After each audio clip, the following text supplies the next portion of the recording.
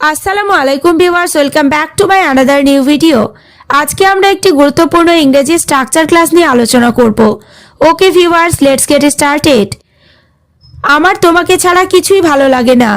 Chat করা ছাড়া তার কিছুই ভালো লাগে না। টিভি দেখা ছাড়া মেয়েটার কিছুই ভালো লাগে না।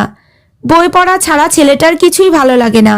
আমরা দৈনন্দিন জীবনে এই ধরনের বাক্যগুলি ব্যবহার করে থাকি। স্ট্রাকচার ব্যবহার করে কিভাবে বাক্যগুলিকে বলবো সেটি দেখে নিই।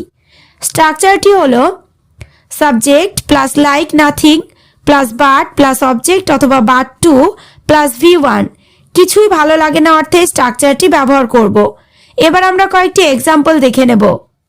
আমার তোমাকে ছাড়া কিছুই ভালো লাগে না। I like nothing but you. এখানে আই মানে আমার সাবজেক্ট, লাইক নাথিং মানে কিছুই ভালো লাগে না, বাট মানে ছাড়া, ইউ মানে তোমাকে object. I like nothing but you. আমার তোমাকে ছাড়া কিছুই ভালো লাগে না। নেক্সট, চ্যাট করা ছাড়া তার কিছুই ভালো লাগে না। He likes nothing but two chat. এখানে হি মানে সে সাবজেক্ট, লাইকস নাথিং মানে কিছুই ভালো লাগে না, বাট মানে ছাড়া, টু চ্যাট মানে চ্যাট করা, ভার্ব।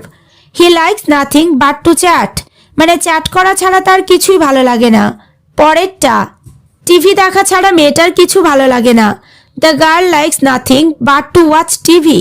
এখানে দ্য গার্ল মানে মেয়েটার, বাট মানে ছাড়া, টু ওয়াচ টিভি মানে টিভি দেখা। The girl likes nothing but to watch TV মানে টিভি দেখা ছাড়া মেয়েটার কিছু ভালো লাগে না। নেক্সট, বই পড়া ছাড়া ছেলেটার কিছুই ভালো লাগে না। The boy likes nothing but to read the book.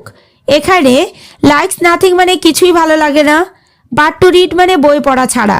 The boy likes nothing but to read the book মানে বই পড়া ছাড়া ছেলেটার কিছুই ভালো লাগে না।